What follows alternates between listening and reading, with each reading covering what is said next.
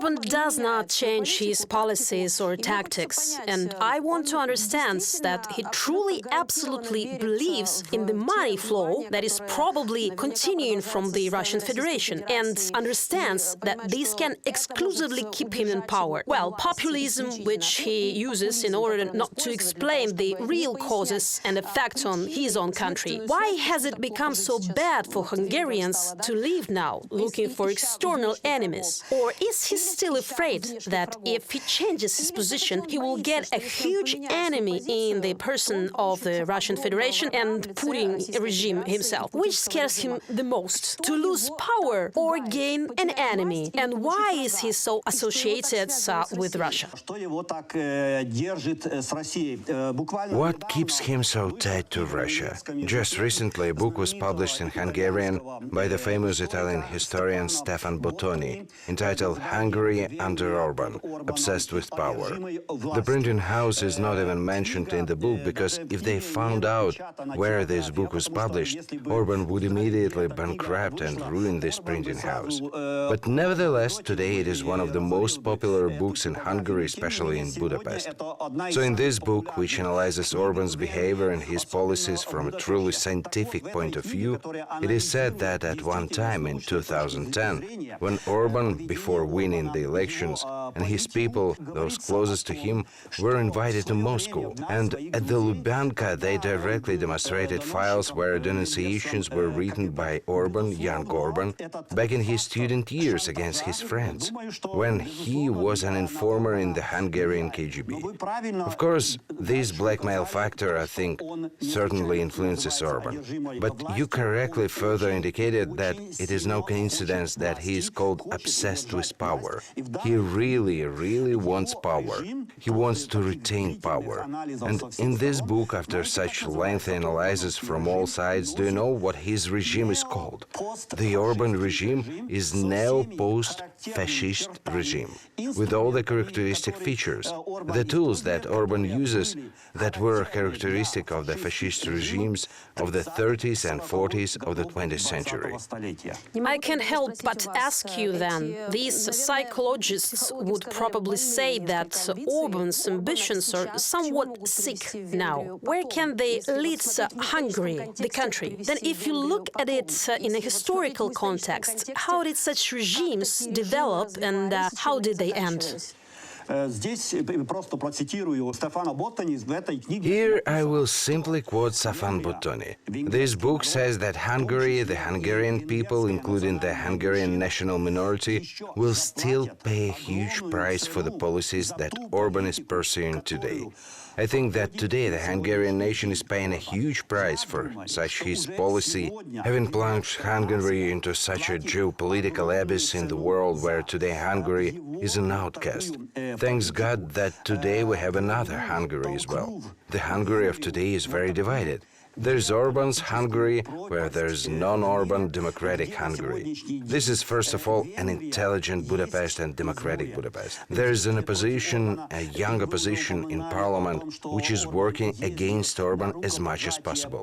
And you already mentioned that Orban went to China to shake hands with Putin, the dictator, after Putin returned.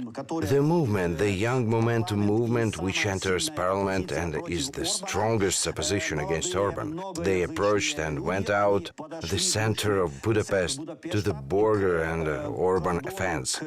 He isolated himself, literally in a castle and like a medieval feudal lord. So these young people, as a sign of protest, poured red paint all over Orban's fest, a symbol, as they would later say that this is a symbol of Ukrainian blood, that he shook hands with the dictator in China, with Putin. And from this handshake, our Ukrainian blood continues to flow. You know, internal politics is one of this kind, as you called it in this book. Once again, fascist? Neo-post-fascism. Yeah, fascists. Well, I would say maybe authoritarianly, more diplomatically, in a single state of the European Union, it's one story. But we have found out how it can influence the future of Hungary. But how can it influence the further future of the whole European Union. The alarm bell is already ringing about this here. I found one of the latest articles on politics. Here we'll quote that the policy of Viktor Orban is damaging the European Union, and we must clearly understand that at a time when Russia is using hybrid means of warfare against the states of the European Union, Viktor Orban is increasingly becoming a risk to the security of all of Europe. And then it comes to mind that it turns out last year, I quote, following the launch last year of the Brussels satellites of the Budapest think tanks, Orban's allies now have separate news organizations that scrutinize and criticize European institutions. And it's called the European Conservative and the Brussels Signal. That is, he spreads his influence through the media, through informational sources, not only in Hungary. It is beginning to influence minds in the European Union consistently. Well, here's the alarm that is sounding. Is this alarm quite loud for European Union? And is the Hungarian regime really such a clear threat to the entire European Union? You see, what is the paradox of all this? That Orban is pursuing this policy thanks to European money. Because before he said that, okay, if I don't get this money from the European Union. But so far, several tens of billions of euros have already been accumulated and allocated by the European Union. And indeed, Orban is trying to do harm throughout Europe.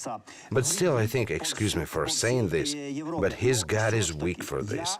He's still not that strong. Hungary is still not Germany, not France. I would say that Hungary is even very, very far from a country like Luxembourg, which without any problem allocated 70 billion euros for the purchase of weapons. But Orban, I highlight this, zero. That's why Luxembourg constantly puts Orban and Hungary in their place, because Luxembourg is one of the founders of the European Union.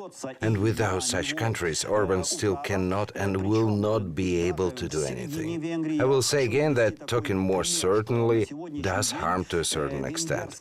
But in the end, I think that there will be justice answers towards him, even inside Hungary. I want to give an example that today the Hungarian intelligent people throughout Hungary is forming so-called freedom circle groups. They gather in groups of 200, 300 people. There are mainly intellectuals, doctors, teachers, university professors, and are discussing what is happening in Hungary with the violation of democracy and what is needed, what change is needed. And it is even said here that a change of power in Hungary can happen not so much from above, not through political institutions, not through political parties, but can happen from below.